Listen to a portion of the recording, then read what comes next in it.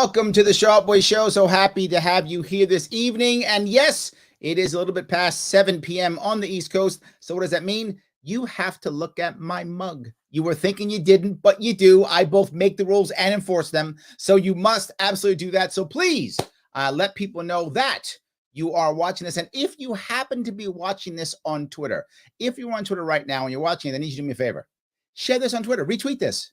Why are you looking at me? Retweet. You should be doing that right now. Retweet this now. If you're on Twitter, you know that we want to grow our Twitter because we have to, because now Elon, I guess, likes me again, I guess. I don't know. But anyway, we have to do it. So make sure you do it. Please do that. It is important that you do that. Tonight, I am very lucky. I have with me someone who I think likes Star Wars more than me. That is awesome. I'm glad we have someone who I think does. He is an author. He's a host, he's a media personality, and he's the author of the book, if I get it right, The Force Can Fix the World. He'll correct me if I'm wrong. The man himself, Stephen Kent. How are you? Hey, Larry. Good to see you. Did I get the title right?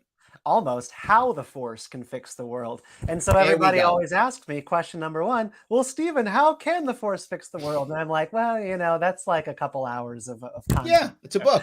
I know the audio book is like 6 hours long. So yes, it's literally 6 hours long. I got to like chapter 5 and I was still like, I don't know if I've figured out yet how. I'm going to keep going.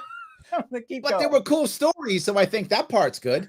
Yes, very much. So that's something. No matter what, look, even if it's all wrong, at least the stories are good. So that's something. I gotta say, I love your Darth Vader and Yoda on the table there behind you, little guys. Little guys. You mentioned, and I might love Star Wars more than you do. I had this 3D printed for my Substack followers. Wow. And you know, did a little giveaway. It's not actual bronze, but you know, it does look like it. We all worship something. So there we go. No, I see you've got the Falcon there right next to you also. I see. Yes, absolutely. Yes, I only have a Yoda and a Darth Vader because I am a gray Jedi of the highest order. So that is why you've been removed from the canon. That's why I have to go with both of them, because I'm a gray Jedi. That's the reason why. So yes. So in any case, classic libertarian response. Bingo. For those of you who want to follow Stephen, you should please head over to his website, Stephen D. Kent. And if you are listening to this only, it's Stephen with a PH.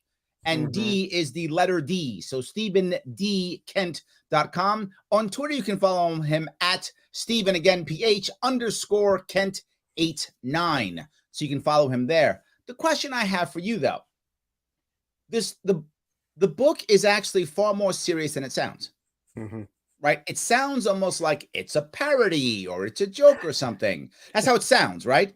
A little bit. But in reality, I feel like the book is, at its core, it's about choice. Am I wrong?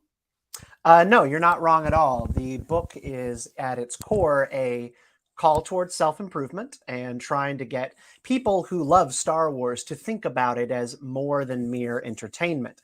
Now, a lot of people who follow Star Wars very closely, they are the type of people who like look at it and talk about it as if it is a lifestyle, as if it is a philosophy, because Star Wars is borrowing from so much international philosophy and history that make up its moral universe. So Star Wars fans sort of naturally think about it that way. They think about the Force as something relatively serious. And when Yoda says, do or do not, there is no try, they go, that's actually a good way to think about, you know, putting in effort on things. Like, you really got to go for it. So this book was about taking Star Wars seriously, taking its wisdom seriously, and going, all right, if I had these 3 problems in the world, political polarizations, civic institutions collapsing, and relationships across the world falling apart and loneliness destroying people's lives, how would I look to this thing that I love, Star Wars, for a solution? Because there's plenty of books out there that, you know, apply political solutions and government solutions. I write those articles and they're very important, but I love Star Wars. And I actually think that Star Wars has wisdom that could make the world a better place.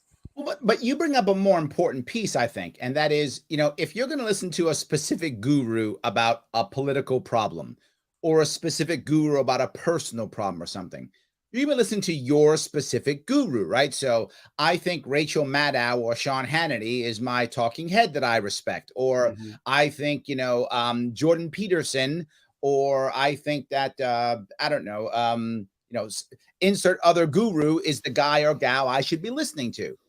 But Star Wars, to your point, is a shared story. It's a shared story that can cross whether you think Rachel Maddow or Sean Hannity is your guru, or whether you think, nobody is your guru. It doesn't really matter who you think your guru might be. Mm-hmm. You could still enjoy Star Wars and use that as a shared story in a very fractured or broken up media. Yeah, no, the world is broken. It is cracked up, and people don't really know who to trust. And that's where your upbringing comes in. That's where your philosophy comes in. If you have principles and you believe in things, it doesn't matter whether or not Sean Hannity affirms your belief or the way that you view the world on any given night. It doesn't matter if Tucker Carlson changes his mind on a certain issue, because you have things in your life that are stable and through lines. For me, again, before I discovered libertarianism, before I knew anything about Ayn Rand or Hayek, I was a Qui-Gon Jinn and Yoda and Obi-Wan fan, and I watched these movies religiously.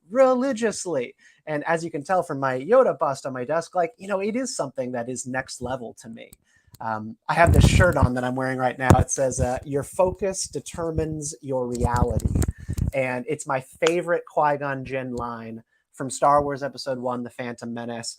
And it's one of those things that once I started reading the Stoic philosophers, Marcus Aurelius, Seneca, and Epictetus, you start to see exactly where Star Wars got these ideas from, whether it's, Zen philosophy or the Stoics. Like the idea that what you put into your head is ultimately what's going to go out. The kind of news media that you consume is naturally going to be the way that you see the world. Right. If you spend all of your time on Twitter seeing people being awful to each other, you're going to think your reality is going to be that people are awful to each other. Absolutely. So yes, this is the kind of stuff that at a very early age, I was picking up from Star Wars as like a 12-year-old. And then it made sense years down the road in a much deeper way. Well, the funny part is, right, I'm a tad older than you. And when I first saw Star Wars, I saw it in the movie theaters, right, as a kid. And when I watched it, I loved it, obviously, right? But when I saw the reboot, I guess, or the is it prequel, episode 1, whatever episode 1 is, right? That one. You reading your book made me rethink it, because I hated that movie. Okay. And I hated it because it wasn't my Star Wars back in my day, right? That's exactly why I did it, right? Back in my day, we didn't do that. I was literally the old man saying, get off my lawn, you punks. That was me, right? So I didn't like it at all. But you have somehow saved it, and this is crazy for people my age, and I think I'm insane by even saying this, but you made it to where you talked about the ideas of Padme and the concepts that are important of things like humility and swallowing your pride and things like that, which I just was like, this is not my Star Wars. And I think but you actually showed something that I didn't think about at all. And I realized it because, as you know, I ran for office this year and got my ass kicked. So when you get your ass kicked, rigged system. There we go. I could do that. That's one thing. I won, and it's a rig. That's option 1. Option 2 is accepting that and trying to swallow my pride and be humble and keep moving. And I think there was a lot of value in that aspect. You brought that up throughout many chapters, but I know you brought it up specifically in that one. Yeah, in chapter 1, I wanted to address what I view as a societal hubris problem. And basically the fact that our media ecosystem, our social media ecosystems, have made it very, very easy for people to always believe that they are correct and to have their opinions and their insights affirmed, and to be surrounded by people who tell them exactly what they want to hear. Yes, men. And, we know that social media algorithms and censorship styles have basically made it so that we are seeing a whole lot of people who tell us yes and clap to everything that we say, because they think that that's what we want. They think that we don't want to talk to our uncle who we disagree with on Facebook, but we do. That's like our uncle. Yes. We love that person. But Facebook sort of makes assumptions, and then the culture moves. And so again, what I do is that I look at every bit of Star Wars in my life. I have favorites and least favorites, but I try to take it all seriously. I go, all right, this is my text. This is like my religious, these are my religious documents. You know, when new canon is added, I go, okay, all right, here are the new facts. And that's just how I have fun with Star Wars. And so episode 1, I saw it when I was 9, 10 years old. So it was good to me. I didn't mind Jar Jar as much. And that was kind of the big problem people had. Right. But growing older, what I saw in episode 1 was primarily this issue that I take on in chapter 1 of the book, which is how does Padme solve the crisis of her planet being invaded by the Trade Federation? And this always comes up with the trade routes and galactic regulation, stuff like that.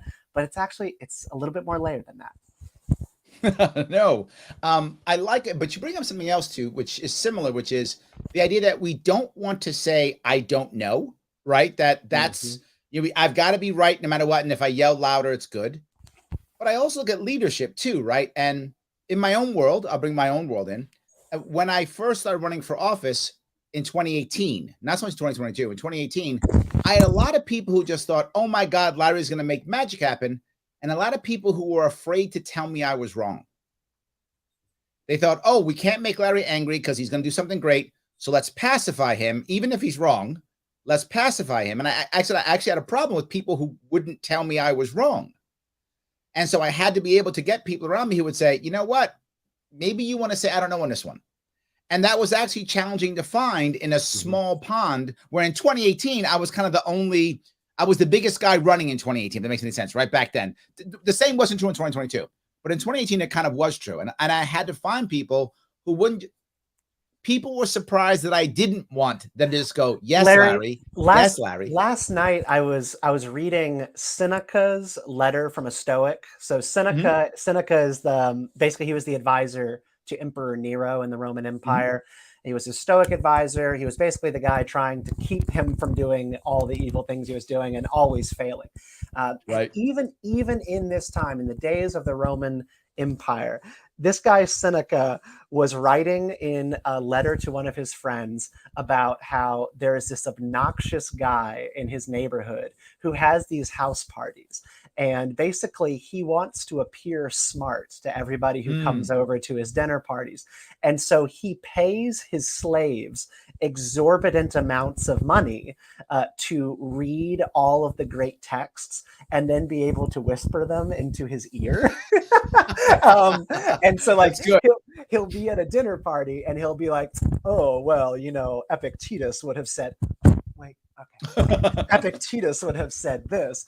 And Seneca's writing in this letter and he's going, this guy just cannot stand to be at a table and not appear like he knows everything. He's mortified at just having to do the work himself or saying, I don't know.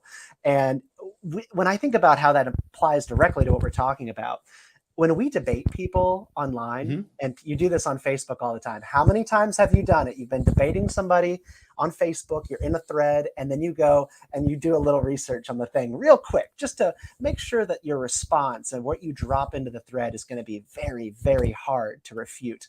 And you realize, like, people are dealing with one another in sort of bad faith, because you're not just arguing like with your brother on Facebook, you're arguing with your brother and against Wikipedia and whatever articles he's finding that you don't have any way to dispute because you don't have the knowledge.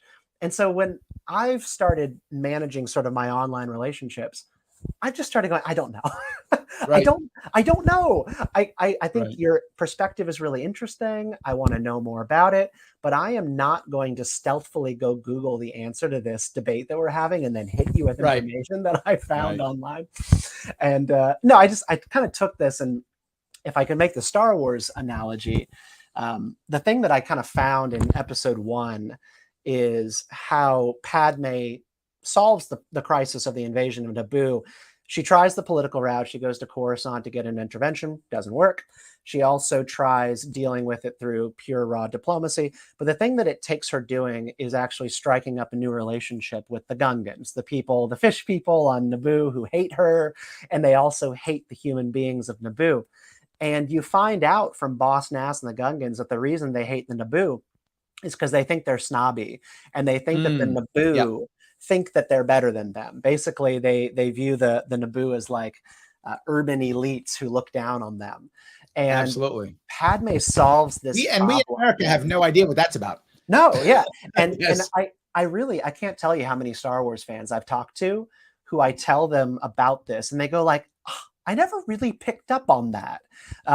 Because Boss I'm telling Nass you, you saved episode 1. You because Boss saved that Nass movie. Yes. he's talking to them in the jungle there, and he goes, "The Naboos, they think they're so smart. They think their brains so big," and he doesn't want to do anything to do with them. And that's when Padme steps forward in front of everybody, and she kneels before him, and she goes, "I'm begging you. We need your help. We have shared interests, and our societies are both great and equal." And then he laughs and he goes, "Wait. You don't think you're greater than the Gungans?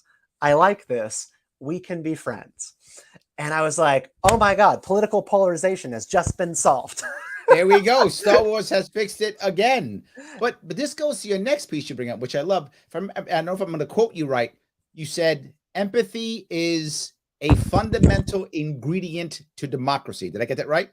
I would say so. Yeah. So I think with that piece, people don't think about empathy having any value. They conflate empathy with sympathy, right? They think sympathy, for those who don't really know the difference, and then people get mixed up all the time. Sympathy is when you feel sorry for someone who's had loss, which is normal and human, and you could and should often feel sorry for people who have lost. That's sympathy. Empathy is trying to understand the other person, trying your best to kind of put yourself in their shoes or kind of understand what they would think or why they would think something, maybe giving them good faith, any of those types of things. I think that's the empathy issue that we struggle with. And the example I'll often give is serial killers. Yeah. And you might go, serial killers? Yeah. If you watch TV or the movies and there's some serial killer on the loose and the cops can't find him, who do they bring in? They bring in a profiler, right? The profiler comes in and says, in the movie, of course, or the TV show, yes, he's a 45-year-old male who beat his kids. And, because of what he's thinking, he'll be on 45th and 6th Avenue at 10 o'clock tomorrow. Oh, great. And they'll get him and the episode's over, right? Well, in that case of the profiler, that person has empathy. They're putting themselves in the mind of the serial killer, but there's no sympathy there. They don't want the serial killer to, be okay and go back to work. They don't want that. They want the serial killer to go to jail forever or be killed, depending on the state. So you can have empathy and have sympathy, or have empathy and have no sympathy, or have empathy and have any other kind of feelings. And I feel we ignore empathy as a valuable, I guess, ingredient to society in general. You generally want to be able to see yourself in the stories and experiences of others. One thing that you see a lot in pop culture is like prequel, and Star Wars did this, a prequel on a villain. How did Darth Vader become Darth Vader? And there was an element of sympathy to that story. Basically, they want you to feel bad for him, to feel, oh, pitiful, oh, he had no choice, da, da, da, da. But the deeper thing and the more important thing is to be able to see what Anakin Skywalker went through. He was born a slave. He was raised a slave. He never had autonomy. He never had choices that he could make. And then his mother died prematurely. He thought that he could stop it from happening. Again, he wanted choice. He wanted to have a choice in what happens. Then his wife, he has visions of her dying. And then he's like, all right, I've never had control over anything in my life. I'm going to do everything I can to make sure this doesn't happen.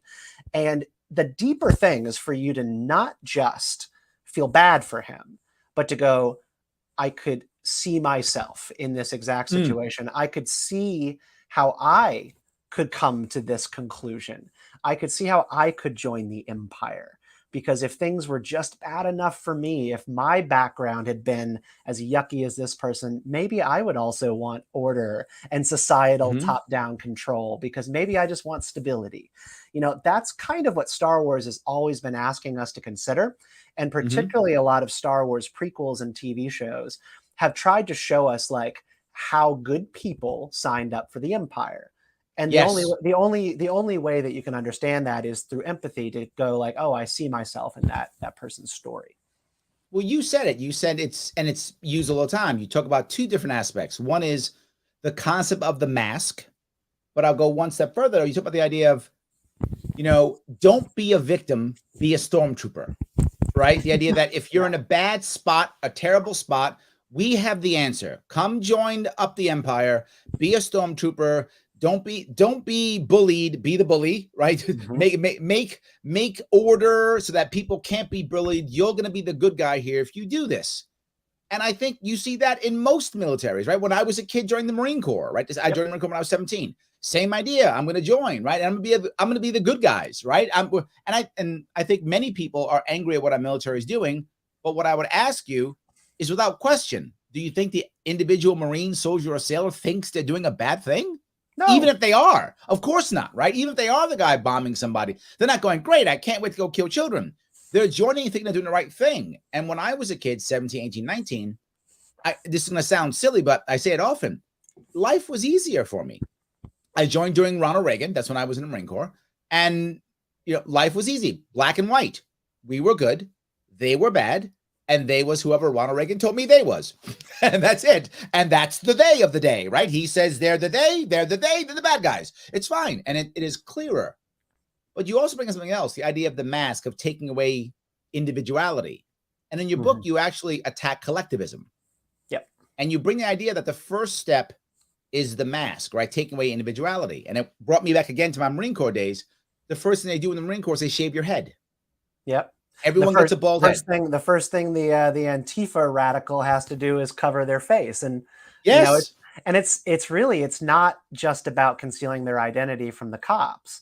And this was something it didn't occur to me until I was like halfway through this chapter, and I was writing about basically how stormtrooper helmets are important for erasing, the identity of whoever's underneath.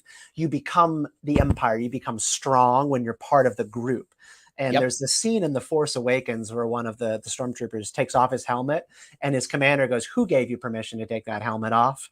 Because you are a different person when you're with the group.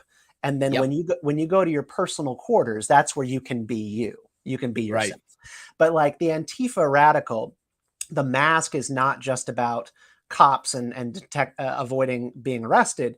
It's also about becoming part of the black bloc, because you've got all these scrawny baristas with bachelor's degrees who have billy clubs and pipes, and they are all a bunch of weakling turds.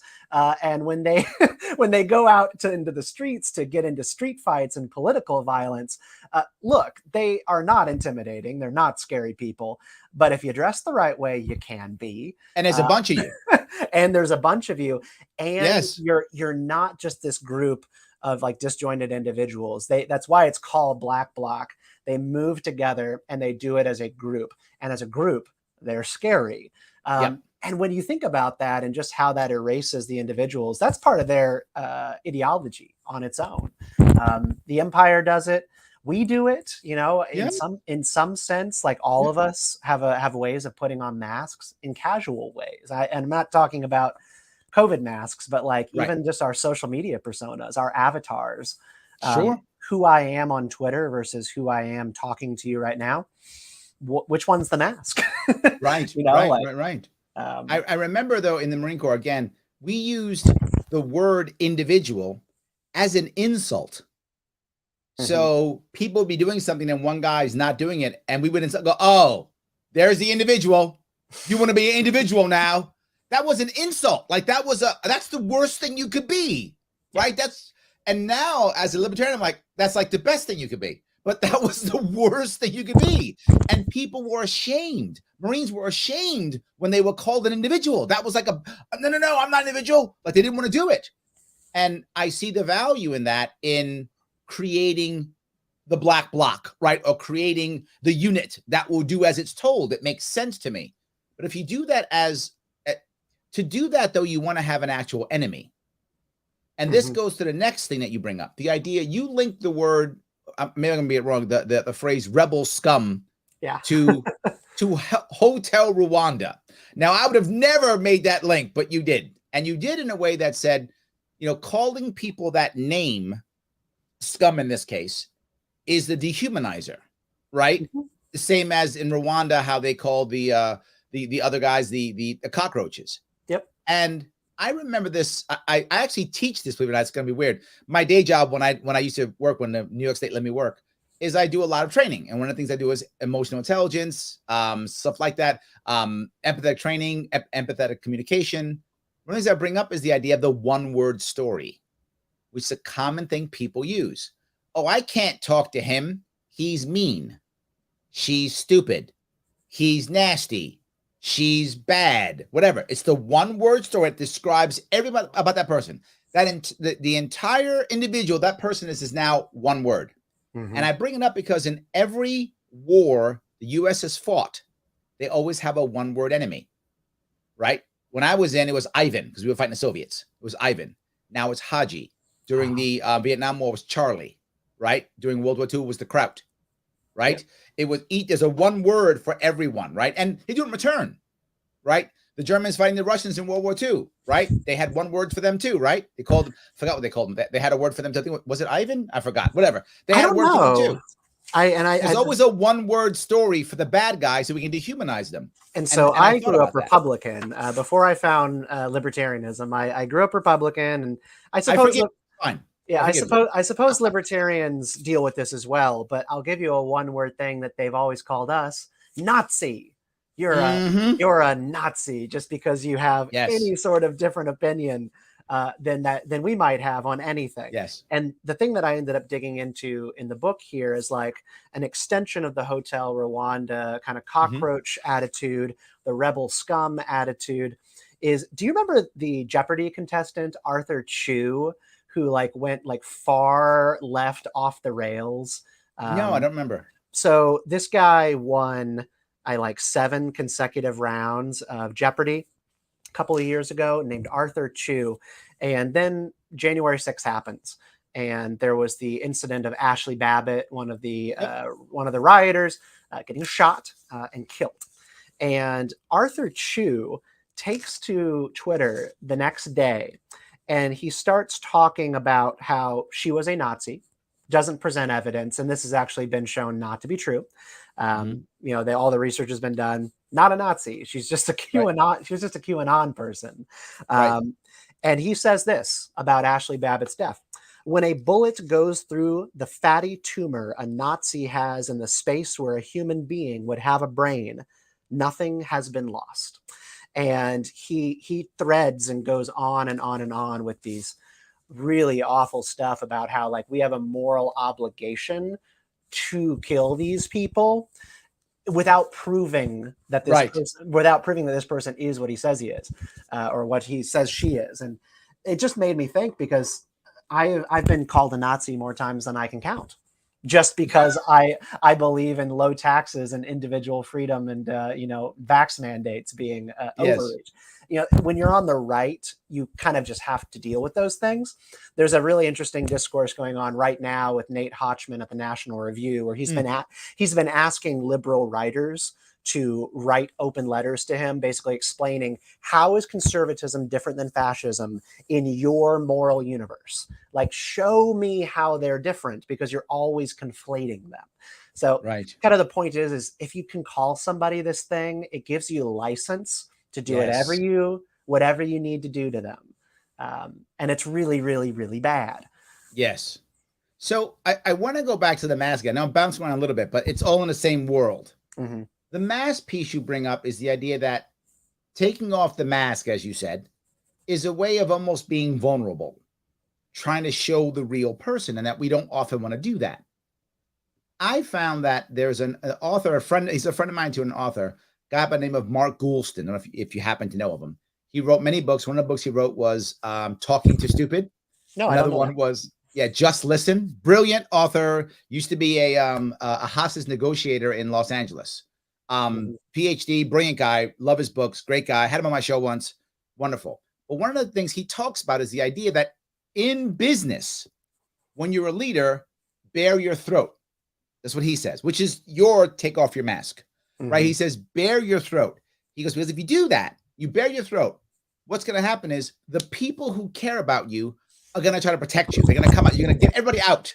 Whoa. Don't attack him. His throat's out. The people want to get you, go, oh, his throat's out. And they go get you. And the people who don't care go, whatever. And they go on their phones. So you actually get to see what's happening by baring your throat. you're showing who you are. And then once you bare your throat, and if you can survive the attacks of a throat that's been, bared, then you're stronger, right? Then you're actually stronger if you can survive it, because now people trust you, they believe you more, that kind of thing. And I feel like that's an aspect that most people don't think. They think you can never be vulnerable. You can never show humanity. This is why in Star Wars the Darksiders, basically the Sith, and then Kylo Ren wasn't really a technical Sith, but he was kind of like a Sith cultist. He was like a believer in the ideas. This is why Darksiders have this tradition of killing their old self and taking on a new name. Darth Vader was Anakin Skywalker. And if you ask Darth Vader, I believe you to be Anakin Skywalker, my father. That's what Luke Skywalker says to him. And he says, no, that name no longer has any meaning to me. Anakin Skywalker is dead. That's what Darth Vader always says. And then Kylo Ren, the same thing. Kylo Ren is not his name. His name is Ben Solo. And when Han says, my son is alive, he says, no, your son is gone. He was weak and I destroyed him. Kylo Ren is what remains. And I was talking about this idea to a friend of mine who works in a group named Urban Ministries. And they do outreach to gang members to get them out of the life while they are in prison. The idea is to get them not killed in prison, so that then when they get out of prison, they can leave the life. And so Urban Specialists, that's their name. They would basically work with these guys behind bars to try to get them to take off that gang persona and like, actually, who are you really? And do you want a different life? But so many of these kids, these young people usually, they took on the gang identity as a means of survival in their tough neighborhoods or in their families. They did it for status. Their old self was weak, but when they were in the gang, they were suddenly dangerous and people respected them. And a lot of them don't remember who they used to be. They think that after the killings that they've done, the violence that they've committed, this is who I am now. Yeah. And how do you go back? Yeah. And that's what you see so many times with the Darksiders in Star Wars. It's them at war with this idea of their vulnerability and the weakness of their old self. They went to the dark side so they could feel strong. Have you ever seen the Amazon Prime series, The Man in the High Castle? I watched season 1. I dropped off. Yeah. There's 2 parts I think that are I think impressive about the main character, John Smith. For those of you who haven't watched the show, it is a alternate universe where the Germans win World War II, and half of America goes to the Germans, other half goes to the Japanese, and the eastern part of America becomes basically a Nazi state. So in this case, he's a soldier. He's a soldier in the American army when the Germans take over, and the Germans give him a choice. They give him literally a Nazi armband, and they say, "Okay, if you join the Nazis and you become part of the German, Reich, then all's forgiven, no punishment. You retain your officer status. You will just be an officer now in the German army. Done." And if not, there's a camp over there for you. The guy has a pregnant wife, and he's like, I'll take the armband. And he becomes a Nazi. And at first you have some sympathy for him. But then over the course of time, he becomes a hardcore Nazi. Like over the course of time, he's a real hardcore Nazi. Then at the end, I don't want to give the whole thing away, there's a part of it where he becomes very powerful, and his wife's like, "Stop this! Stop! This is not who you are. Stop this!" Yeah. And he looks at her and he says, "I don't know how." And he continues doing horrible things. He just keeps going. And I just thought that part of that series was kind of what you were saying. A guy who was trying to fight for democracy in America. He was an officer in the American army, and he's put in a situation to where my family goes into camp or I become a Nazi. Once you start down the dark path, forever will it consume your destiny. There we go. Now, yes. This is just very, very basic stuff. We are the sum of our actions. You can't just do evil casually. Evil begets evil. It begins to rationalize itself, and down into the hole you go. Now Yoda is technically wrong when he says forever will it consume your destiny. he's right that it puts you on that path. But then the other Star Wars struggle is always, can there be redemption? Can you leave? Can you take that mask off and be Anakin Skywalker again, even if just for a moment on your deathbed? I really loved diving into this in sort of a deep socio-political way. As a Star Wars fan, it was kind of my dream to do that. Sure. But you go to the next piece, which is the idea of redemption, right? Can there be redemption for a Nazi, right? Can there be redemption for a gangbanger who's committed murder? Can there be redemption for someone who said horrible things to people that might have caused them to be broken? I'll give you a Nazi and a gangbanger. The guy from American History X. Did you ever see that movie? I did. Ed Norton. That's one of the most powerful redemption movies that there is. Nazi gang member, and Edward Norton goes to prison after doing murders. Really brutal stuff. And I mean, long story short, I don't really believe in spoilers for a movie that is this old.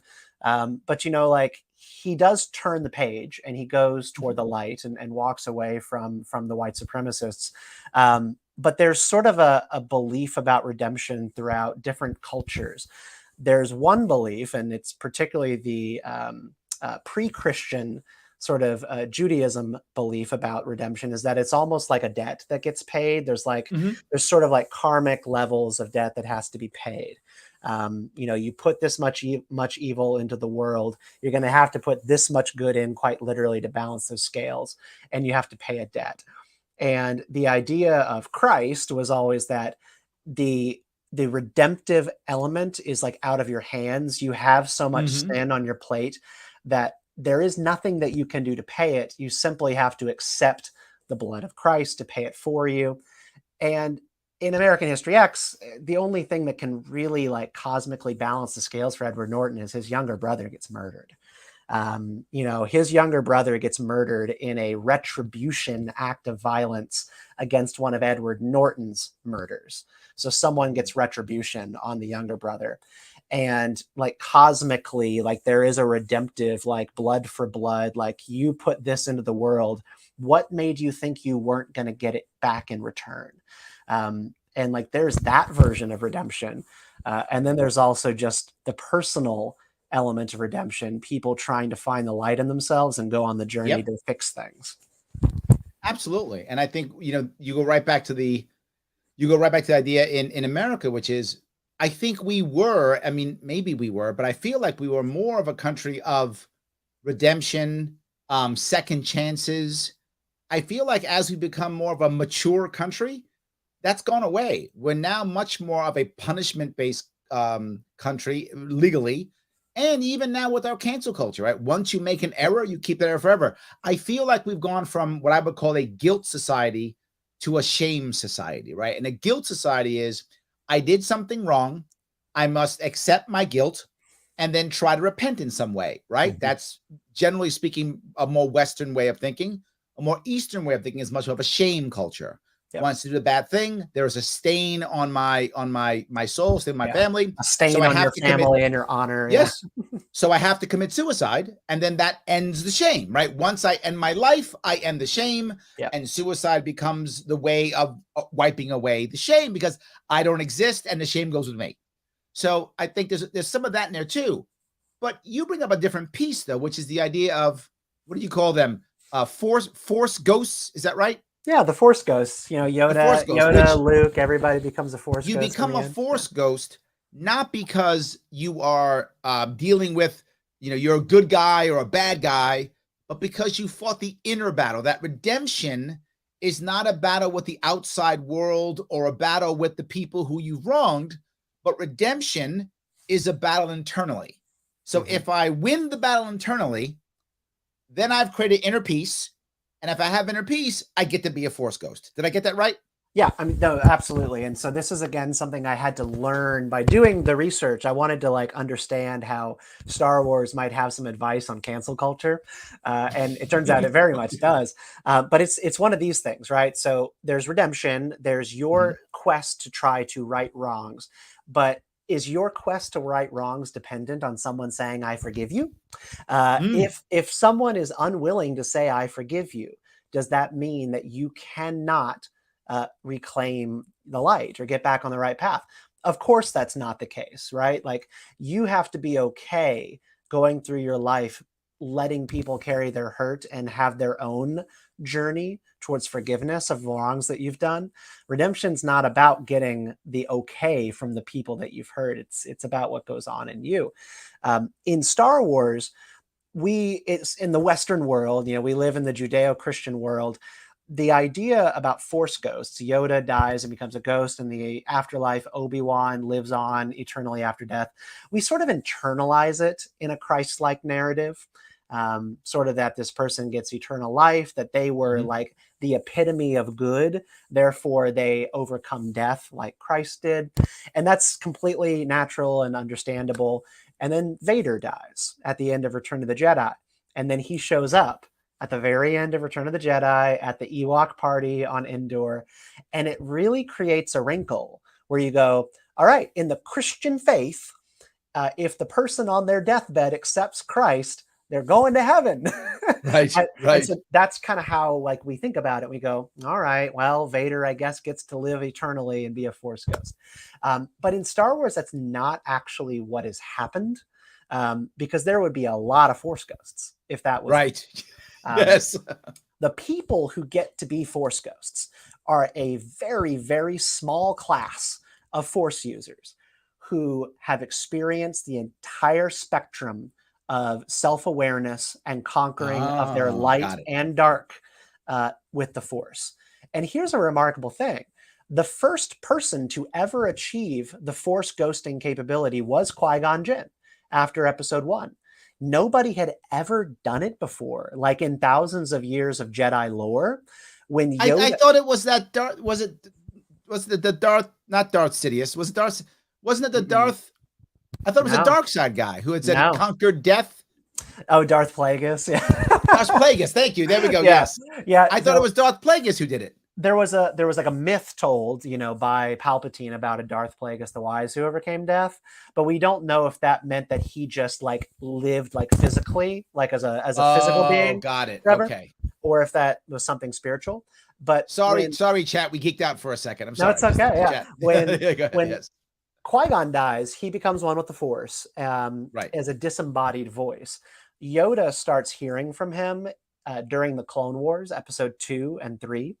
And Yoda literally thought he was insane. He told the Jedi Council, I'm hearing Qui-Gon talk to me. And they had him like committed. They got him like medical service because they were like, no, life after death doesn't exist. And you would think that Jedi would believe in it, but they actually didn't up until the time of the movies.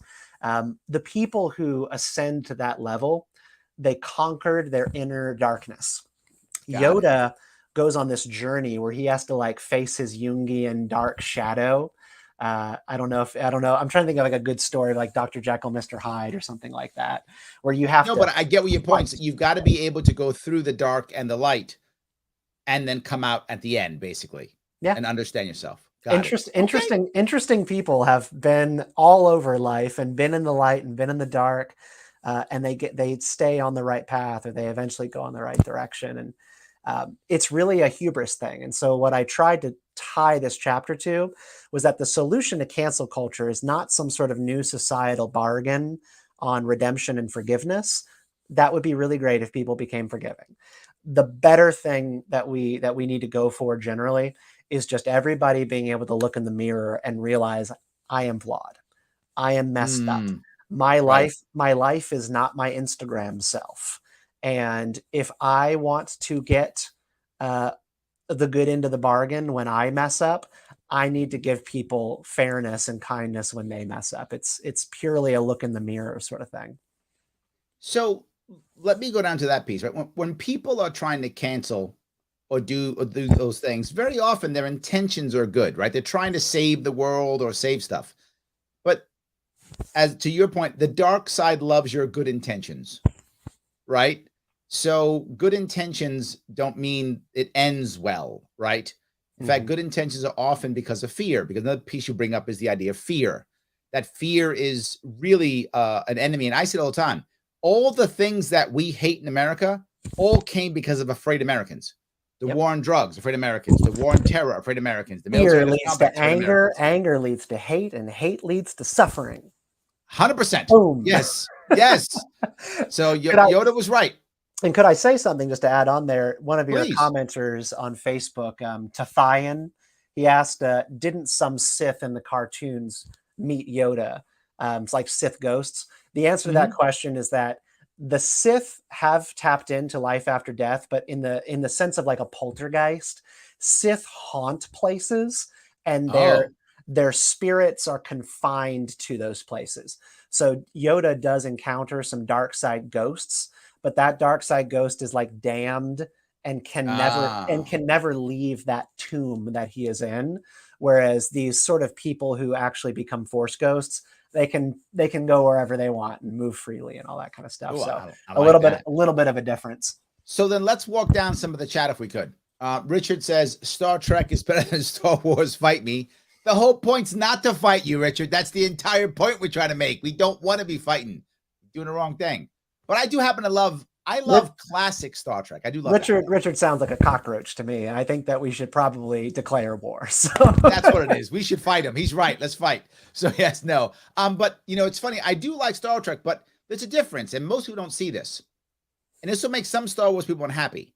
Star Wars isn't science fiction. Star Trek is. Yeah. Star Wars is fantasy. Star Wars is the same as like Lord of the Rings, right? It's a fantasy. If you want to try to put science into Star Wars, don't bother watching Star Wars. Don't do it. It's a fantasy. You just accept it. It's the Force. It's a thing. Stop thinking about it, right? And the lightsaber, they just work. And you fly in space like an airplane. Just be quiet. Shh, that's how it works, right? You just accept these things as true. It's a fantasy. And I think that's the issue. It really isn't science fiction. So, I mean, every planet in the Star Wars world has the same gravity, right? I mean, there's no science. It's just fantasy. So just accept it as fantasy. That's it. So yes. Let me see if I can go down here a couple more. There's a bunch of little poppy positive things. Thank you guys for all the positive comments. I appreciate it. Sam says, academia and the publishing apparatus is corrupt. As a statistician, it drove me nuts looking at the method sections. No way you tear it apart in real time. Politicians take advantage of this. I'm not sure what that's for. I'm sorry. This may not be for us. Sam might have been attacking. I don't know. I'm not sure what that's for. The academia and publishing apparatus is corrupt. That's true. He's not wrong. It's very true. He's not wrong. So yes. Richard goes on to say, I agree. Jar Jar was the perfect sidekick / comic relief. You are winning this episode 1 thing. I guess I'm wrong. And also provided a philosophical consideration which would not have otherwise been present, not to mention necessary plot device. Well, there we go. Yeah, a little bit. If you can't tolerate a bumbling buffoon on your movie screen, you're going to have a hard time doing it in real life. I try not to be too judgy about this because, like, again, there's a generation of people who were kids when episode 1 came out. And so a really goofy character like Jar Jar just went over a lot of people's heads, mine included. Yeah. But I totally get why it annoyed the crap out of older people. I think it's just really, really incumbent on Star Wars fans, particularly older ones, to always be watching Star Wars with the eyes of a child. And if you are not able to do that, the problem is you, not the Star Wars. There we go. Yes. There is adult Star Wars stuff out there, like the new Andor show and bits of The Mandalorian, but you've got to always be able to look at this through the next generation's eyes. Absolutely. Dave says, Darth Vader wants you for today's Galactic Empire. See your local recruiter today. Sign-on bonuses available for qualified entrants. Look at that. Yep. So that's it. We're ready to go. Ready to go. I love that. So people are enjoying this for sure. Good. Andrew goes in a quote, it's how liberty dies with thunderous applause. Best line from episode 3. Padme's big hook, line, and sinker. George Lucas was really adamant that he wanted to tell a story about not just like Napoleon's empire, the Roman Republic falling to empire, but like these things are done by popular mandate. Democracy is not conquered, it is given away. Liberty dies with thunderous I say that all applause. the time. Please protect us. Thank you. Yes. I say all the time, it's very rare. It does happen sometimes, but it's rare that the American government just takes away rights. It happens, but it's rare. Most of the time, we eagerly vote them away. Right? Yeah. We eagerly vote our rights away. Sometimes we just take them, but usually we eagerly vote them away. I remember. And to your first commenter, the academia and the media establishment are very eager to give it away, and there 100%. Are societal elites. So I remember the thing that drove me crazy in New York, that people were mad at me for even saying it. When I live in New York City, right? It's where I live. And during the lockdowns, they lock us all down, and at 7:00 at night, everybody would go on their balcony or on the window and clap, and it'd all clap for the essential workers who were still working. And I thought to myself, all these essential workers are all government employees. Mm-hmm. So you're literally clapping for your jailer. That is next level Stockholm syndrome. Like en masse, we all got out and we're like, yay, thank you for locking us in our homes and we can't go to work anymore. And we did it for weeks. It was insane. Larry, one thing I wanted to add, because it's How Liberty Dies with Thunderous Applause, is kind of one of those really great pro-liberty, liberal democracy lines from Star Wars, and I love it. It's definitely a libertarian attitude that I think libertarians understand better than Republicans and Democrats, who both fall right into that kind of thinking. There's a line from the new Andor series on Disney Plus. There's a character in the show named Nemec, and he's writing a manifesto against the Empire. And I wanted to read what he wrote. Please, because it's really beautiful. It's probably like going to take me 1 minute, but it's a really beautiful passage about freedom and standing up against the Empire. And I just want to share it with you. So the character writes in his manifesto against the Empire, "There will be times when the struggle seems impossible. I know this already. Alone, unsure, dwarfed by the scale of the enemy.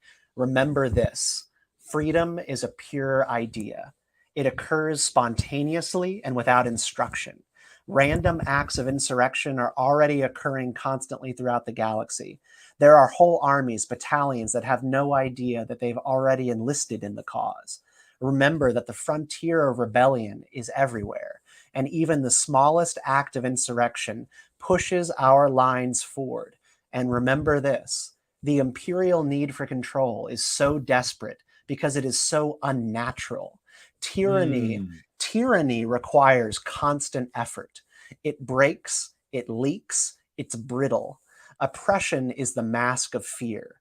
And remember that. And know this. The day will come when all of these skirmishes and battles, these moments of defiance, will have flooded the banks of the Empire's authority, and there will be one too many. One single thing will break the siege." That is just the most true thing Star Wars has ever said about freedom and tyranny. Yes. That it takes constant effort to oppress people. I feel there's a deeper piece to that, what you talk about in your book also, which is what he's saying is, don't worry, there's hope. Mm-hmm. And hope is the critical piece, right? People always tell me, well, Larry, when are things going to get so bad to where we actually rebel and change things? I say never. That isn't the issue. People will stay in negative situations their entire life. It's called learned helplessness. They'll do it constantly. Things have to be bad and they have to have hope. Yep. Those two things together. If it's just bad with no hope, we just suffer as humans. We don't make a move. But what was the line? Hope is what rebellion is built on? Rebellions are built on hope. There we go. Yes. So once there's things are bad and now there's hope. And the bad example I give is Russia in 1917. Mm-hmm. Right? For 300 years, Russians were underneath the Romanov family, and they were in a disaster, terrible, horribleness. And very rarely, there were some small rebellions here or there, but hardly anything. But then here comes Lenin. I got this thing called communism. You guys are going to love it. Yeah. And they were like, oh, this is hopeful. It's got to be better than this. I mean, it wasn't, but they thought it was going to be better than this, right? It's how bad can it be? It's got to be better than this thing we got now. And that gave them hope. And boom, you got a massive rebellion, right? Anger and discontent is enough to break windows and burn down a Starbucks. Correct. But hope is what you build movements off of. You have to be building a certain thing. You have to be shooting for the future. Star Wars Rogue One, and this is what chapter 4 of How the Force Can Fix the World really digs into. Star Wars Rogue One is fascinating because it gives us finally a look inside a fractured rebellion. We learn that Mon Mothma, the lady in white robes, and Princess Leia represent one faction. They're kind of the neoliberal institutionalist faction. Yes. And then there's a radical faction led by Forrest Whitaker's Saw Gerrera. And they're like Antifa in space. They know the empire's bad. They think it's fascist. They know it's fascist because it is. And they are willing to do anything to hurt them, kill them, bomb them. And they don't really much care what gets hurt in the process. Right. They're not building anything. They're just hashtag resisting. And the heroes have kind of a choice in the movie about like which kind of side they really identify with. And the audience does too. The audience has a choice. Like, do I kind of identify with this Saw Gerrera guy who is, very clear-eyed about the evil of the Empire? Or do I believe more in Leia and Mon Mothma, who are kind of painting a vision of the future that sounds nice, but that we have to move slow towards? People don't like being told to move slow when they are morally when they feel morally righteous. Absolutely. Moral certainty that you're correct. But the righteous anger, as you mentioned, I mean, it does burn out, right? It gets big and then it burns out. It's definitely a big issue. Guys, I want to ask my audience here, if you guys are watching or listening and you like it, do me a favor, click the like button. I know I bugged you about it, but click the like button. It does matter. It's how I get past the algorithms. It's how I get past the shadow banning. Do that. But I'm going to ask you for something specific, though, this time. The specific thing I'm going to ask you for is, would you do me a favor and subscribe to my Sharp Way YouTube page? I know I got more than one YouTube page. I know. Don't complain. I know. But just this one. Go to the Sharp Way YouTube page.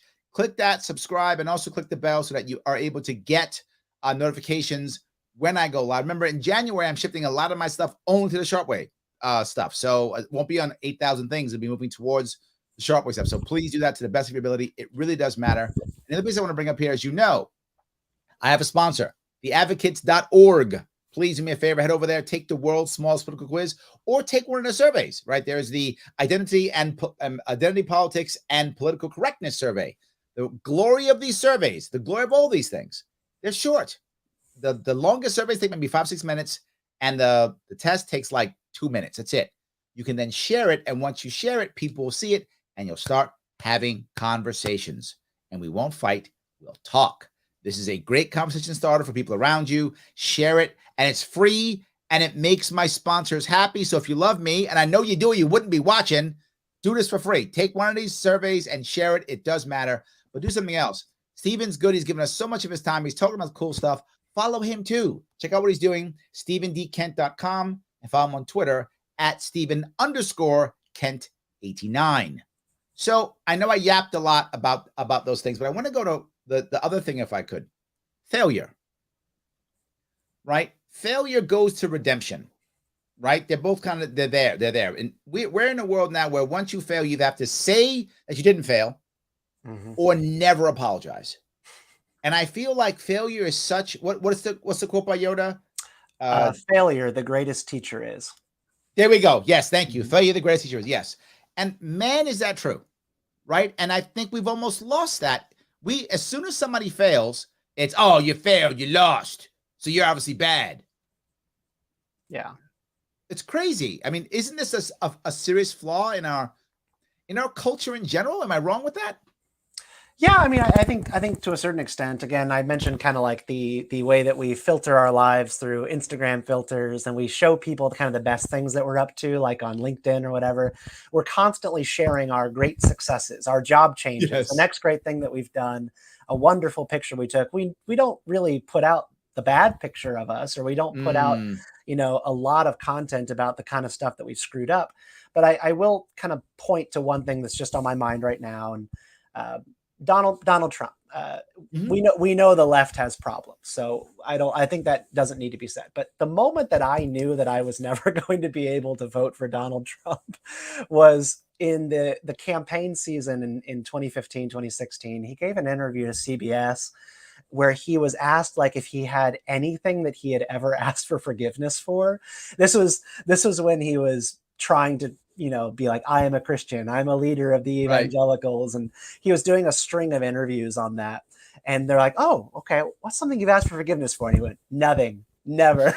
And I was just like, oh my God, this is not going to work for me. This is not my guy. But you've seen it, like it's now become really, really normal in our politics to double down. Now, there was always a PR strategy for doubling down, but it has gotten to the point where it is the smartest thing to do.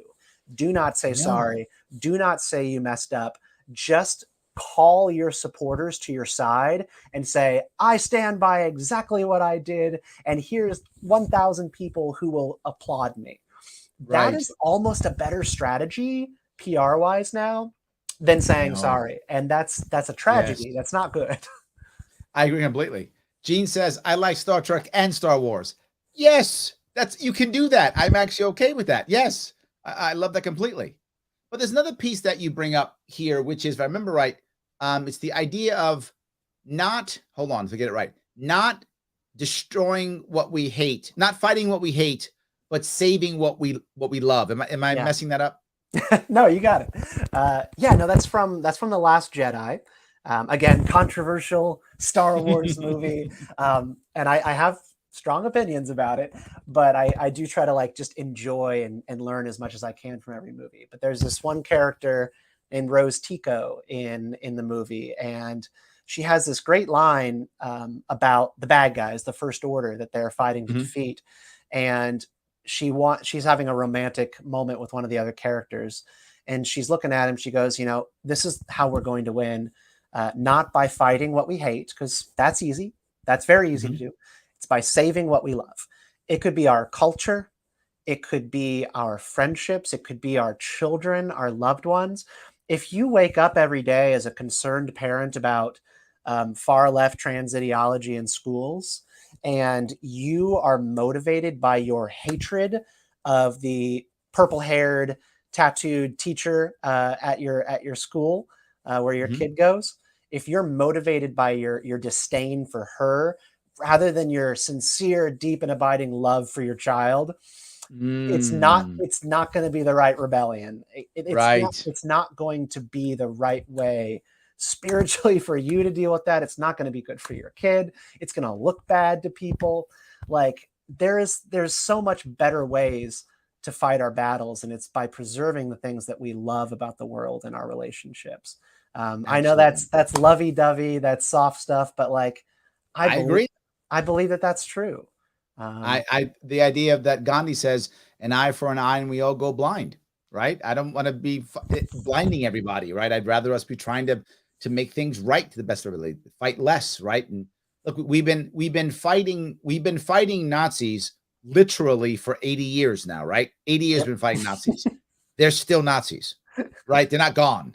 They're still Nazis. We dropped more bombs on Nazis than anybody else in the world, right? For a long, and they're still Nazis, right? They haven't gone away. So yeah, I think we have a better chance of trying to turn people and love people and show them they can't win, or better, show them there's a better way of winning, right? To where they the sharp way.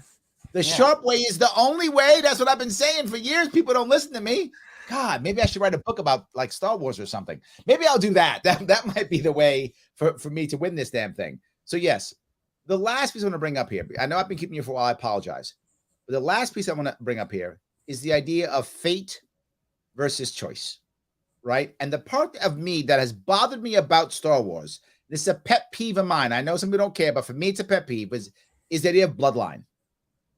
How bloodline is so critical to everything in Star Wars when it shouldn't just be bloodline. I mean, bloodline could matter. I'm not saying it shouldn't matter, but it's so important, and that's the big thing, is that bloodline is the big thing.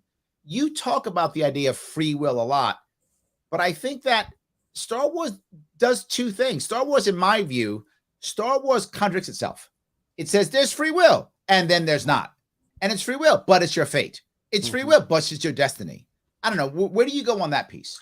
Yeah, so there's a lot, and your comment section is kind of touching on bits of it. So bloodline importance was really introduced, I guess, by context in the very original movies. When we learned that like Luke Skywalker is a hope for the galaxy and very powerful because he had a very powerful father. So that was kind of like in the subtext there. But then when you get to episode 1, they introduce midichlorians. So the force is kind of like detectable in your blood. You can do a blood test and you could see how strong Anakin Skywalker was based on the blood cells.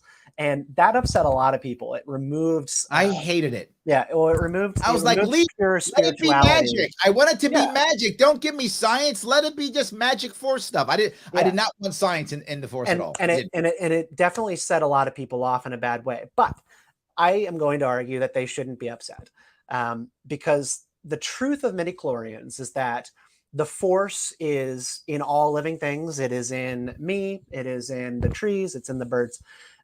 And it is variating in strength in every single thing. You can detect what the Force is. You can feel it in someone's blood cells. Everybody has it. Luke has a line in one of the books where he's describing this to somebody, one of his Jedi pupils after Return of the Jedi. And he goes, he's so much stronger than me. And it's so easy for him. My classmate can lift rocks, no problem, but I have had to try so damn hard to do any of this. And Luke says the Force is like a door. For some people, it is already open. For others, it can be kicked open. For some people, that door is easy, and some people it will be hard. But every single person, he says, has the potential to do this thing. You might just have to work harder. And I mean, isn't that's life? That's so true. And for me, it kind of helped rehab the midichlorians thing a little bit. The door was wide open for Anakin Skywalker. He had force privilege. It was easy for him. It was easy for him. Check your privilege, Anakin. But anybody could do it. But there might be some blockages in you up here in your heart that you need to work out with the world for that door to be open. Now, going further, if I may, episode 8 and 9 introduced some big problems with the bloodline. So 8 really argued, in essence, that the world should kind of not be tied to this Skywalker legacy problem. They made the girl Rey from nowhere. She didn't know her parents. Her parents were insignificant. So all of the speculation that she was a Kenobi or that she was a Skywalker, they chucked it out. I, as a libertarian, actually really liked that because it sort of took the monarchism out of it.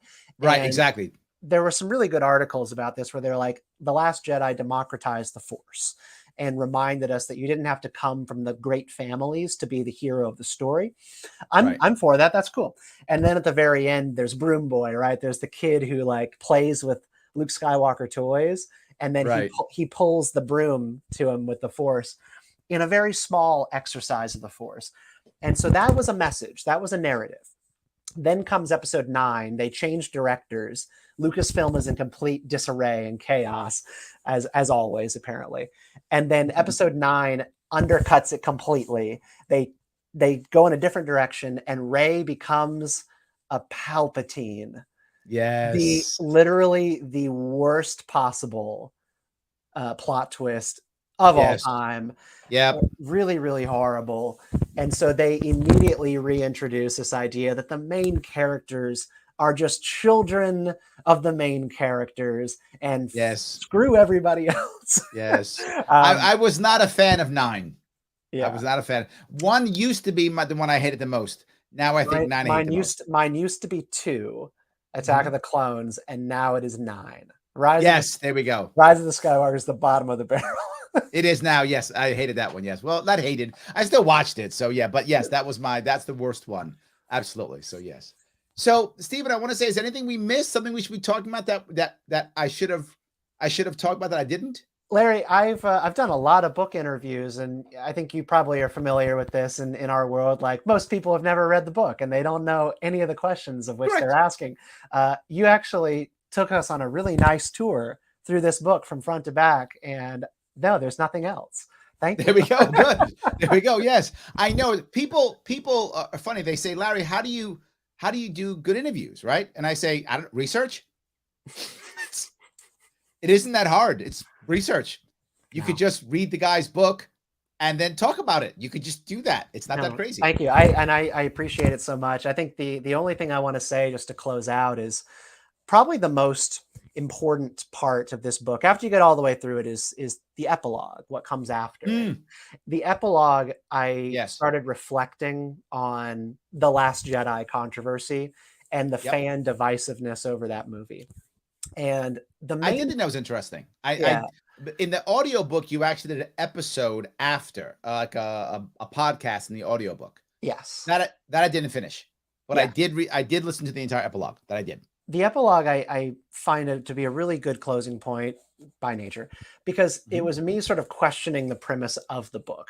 Like, Right. as a Star Wars fan, as a political person, I was like, this is ridiculous. The Force cannot fix the world. Da, da, da, da. Right. Like, how did I ever think that this was a premise that works?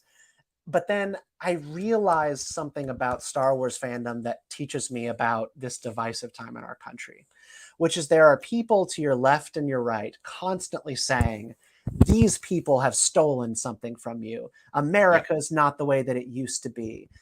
You have been robbed of your honor, your glory, your history, all this kind of stuff, and they took it from you. This is like what our politics feels like. And then in my Star Wars fan life, this is how people talk as well. George Lucas raped my childhood. Right. Yes. Kathleen Kennedy and Disney stole Star Wars from me. They ruined it. And I looked in the mirror on this for a little bit. Like I talked to my daughter about it, who's a huge Star Wars fan. And I just went, no one can take this away from me. And I am responsible for my own feelings about Star Wars and my childhood. And if The Last Jedi is bad, I can either let that consume the way that I think about my childhood and the canon, or I can go, not a great movie. Moving on. It's kind of what I did. You know, like for some people, this is really all consuming. And when Disney or Marvel make a bad movie or they mess up a character, which I get is like really, really devastating to people when they mess up a legacy character like Luke Skywalker or Han Solo or whatever. I get that it hurts, but also no one can actually reach inside of your chest and take your heart unless you're the Indiana Jones guy and be like, you know what? All of your memories are void, all of your nostalgia gone, all of your love for these childhood heroes ruined. You are responsible for your feelings. Yep. And I don't believe that movie makers, Hollywood, the radical left, whatever, that they can take stuff from you. You got to guard your heart and guard the things that you love. And so working through this book was kind of a nice reminder to me to guard those things. And if, you know, something's going to make me unhappy, don't participate and focus on the things that do. Well, the other piece you bring up, right? If you like the story, and I mean, as I used to be a huge Doctor Who fan, right? When I was younger. As I got older, Doctor Who changed tremendously, right? It wasn't the same Doctor Who to me, but I still like Doctor Who. I didn't all of a sudden decide, oh, now I hate it and it's terrible. I didn't do that, right? And the same thing with Star Wars, right? I grew up in the 70s, so it changed. But my feelings and the value that I found in, or the principles, I would say, the reason why I like Doctor Who so much, right? A little bit off, but it'll come back. The reason why I like Doctor Who so much is because Doctor Who showed that you could be smart, non-violent, and still be a cool guy. Like, and still get stuff done, right? You didn't have to be violent, and you could be smart. You didn't have to be a musclehead with a machine gun, right? And I grew up in the Rambo days, right? Where everybody was a muscle with a machine gun, right? So Arnold Schwarzenegger. So that was the opposite of that. I feel like what you're talking about is Star Wars is giving you another way of looking at your principles or your ideas or your values. And if you have a strong principle or strong value, it shouldn't be destroyed because a movie's bad. Yep. Right? It can't be taken away. I think you brought that idea up also, that, you know, let's see if I get a quote from you. Something like, I saw the interview, it was in a book, I forgot which one. You talked about the idea, if you study philosophy and you study religion, that's awesome. But if it can all be taken away from you once you see like a bad meme, then who cares? That's on you. Yeah. There's and I think that does draw on the book. There's the bit about in The Last Jedi, Luke is having a crisis of faith in himself and all that, and that's where it was from, right? Yeah. When he burns that's what, yeah. He's going to burn the ancient Jedi texts, and he's like, no more Jedi, no more Sith, any of this. And then he has a change of heart really quick, and then Yoda burns down the library anyways. The ghost of Yoda appears, and he goes, I'm going to butcher the line, but he goes, like, the girl Rey has everything within her that she needs. Like, just concerned with a pile of old books, are you? Like, the Force and the light side and knowing what is right, if these things are in you, no amount of books on my shelf are going to like shore up my moral fortitude. Right. I actually have to like carry these things with me and make sure that nobody can take them from me. And that's a personal responsibility issue and not passing the buck. I put it much more, I think, eloquently in the book, but yes. I hope people will give like How the Force Can Fix the World a chance this Christmas, or get it for a friend who won't stop talking about how The Last Jedi ruined Star Wars for them. Because I think this will help them see it differently and maybe think about it in a better way. I hope so, guys. Head over to StephenDKent.com. If you're listening in the podcast, it's Stephen with a PH, StephenDKent.com, or follow on Twitter, Stephen_Kent89. Again, that's Stephen with a PH if you're just listening to this on a podcast. Chad, I want to say thank you guys for listening today and watching. I appreciate it. Your questions and comments are always appreciated. Stephen, thanks for coming on. I appreciate the time you gave me. Hey, it was a really cool invite to get out of the blue. Thank you. Of course, absolutely, guys. Thank you all so much. And I will be on, by the way, a TYT event tomorrow at 5:15. For those of you who want to see me there, I'll be in a debate there, and I'll be doing my special Sharp Way holiday special, noon to 3 this Friday, to about relationships, family, friends, and romance for 3 straight crazy hours, noon to 3 on Monday, the 19th. So I hope to see you guys there.